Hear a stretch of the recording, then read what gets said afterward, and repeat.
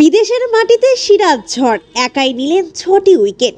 সিরাজের বোলিংয়ের সামনে দিশেহারা দক্ষিণ আফ্রিকার ব্যাটাররা।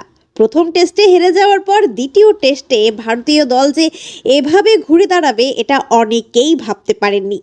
দক্ষিণ আফ্রিকা নিজের দেশের মাটিতে প্রথম ইনিংসে অল আউট হয়ে গেল ৫৫ রানে। সেই ধ্বংসের কারিগর মোহাম্মদ সিরাজ কেপটাউনের মাটিতে আগুন ঝরালেন তিনি, তবে রেকর্ড ছোঁয়া হলো না তার।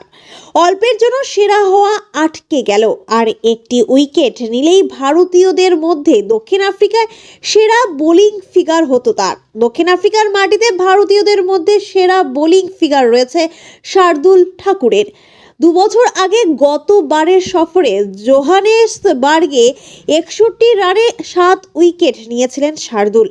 প্রথম ইনিংসে তার দাপটে 229 রানে অল আউট হয়ে গিয়েছিল দক্ষিণ আফ্রিকা, কিন্তু সেই টেস্ট ভারত জিততে পারেনি। হেরে গিয়ে খুইয়েছিলেন সিরাজ। দক্ষিণ আফ্রিকার মাটিতে আরও একজন 7 উইকেট নিয়েছেন, তিনি হরভজন সিং। 2011 সালে এই কেপ টাউনের মাঠে হরভজন 120 রানে দক্ষিণ আফ্রিকার 7 ব্যাটারকে ফিরিয়ে দিয়েছিলেন। সেই ম্যাচটি ড্র হয়েছিল, কিন্তু হরভজনের বোলিং থেকে গিয়েছিল সমর্থকদের মনে। তবে সিরাজ যা করেছেন তাতে রেকর্ড না হলেও অতীতের থেকে অনেক ভালো।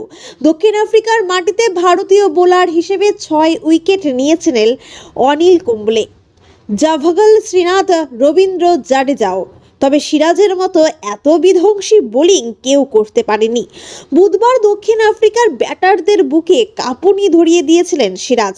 তার বল খেলতে গিয়ে বিরাট অসুবিধার মধ্যে পড়তে হয়েছিল প্রোটিয়া ব্যাটারদের। প্রথম টেস্টে সেইভাবে সাফল্য না পেলেও দ্বিতীয় টেস্টে দারুণভাবে ফিরে এলেন সিরাজ। দক্ষিণ আফ্রিকার মাটিতে সব দেশের বোলার মিলিয়ে এক ইনিংসে সবচেয়ে বেশি উইকেট নেওয়ার রেকর্ড রয়েছে ইংল্যান্ডের জর্জ আলফ্রেড লোমানের। তিনি 1896 সালে জোহানেসবার্গ টেস্টে 28 রানে 9 উইকেট নিয়েছিলেন। শুধু তাই নয়, তার আগের টেস্টেই তিনি মাত্র 7 রানে 8 উইকেট নিয়েছিলেন। এছাড়া দক্ষিণ আফ্রিকার মাটিতে তাদের বিরুদ্ধে ইনিংসে 9 উইকেট নেওয়ার রেকর্ড রয়েছে ইংল্যান্ডের সিডনি বার্নসের।